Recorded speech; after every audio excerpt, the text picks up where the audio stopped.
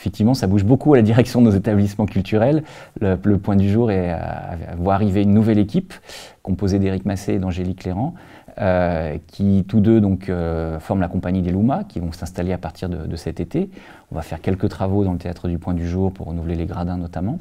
Ils portent un projet assez ambitieux d'un théâtre ouvert sur le quartier, d'un théâtre hors les murs, c'est-à-dire qu'ils ont un lieu, mais leur volonté c'est vraiment d'avoir un lieu qui va à la rencontre des spectateurs, qui va à la rencontre des usagers, au service, en lien en tous les cas avec la bibliothèque qui est juste à côté, avec le centre social, avec les habitants d'un certain nombre de quartiers qui forment ce Point du Jour, qui est une zone un peu plus loin du centre-ville de Lyon, mais qui a sa propre vie,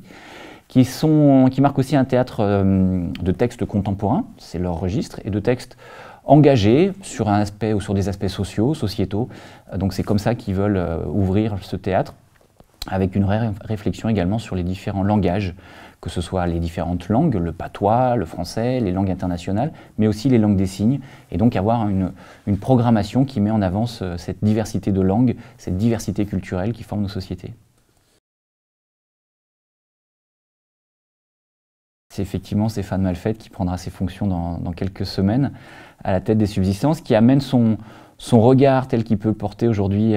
au musée de l'immigration à Paris. Il a un parcours, Stéphane Malfette, qui n'est pas un parcours parisien, qui est un parcours national. Il est passé par Lille, il est passé par Grenoble, il a connu énormément d'expériences.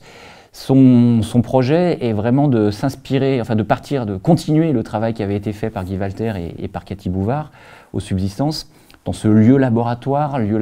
dédié au spectacle vivant, où on voit aussi bien des formes hybrides de théâtre, de danse, et de confrontation entre les deux. C'est là où les deux arts, ou plusieurs arts en tous les cas, se mélangent, qu'est la force des Subsistances,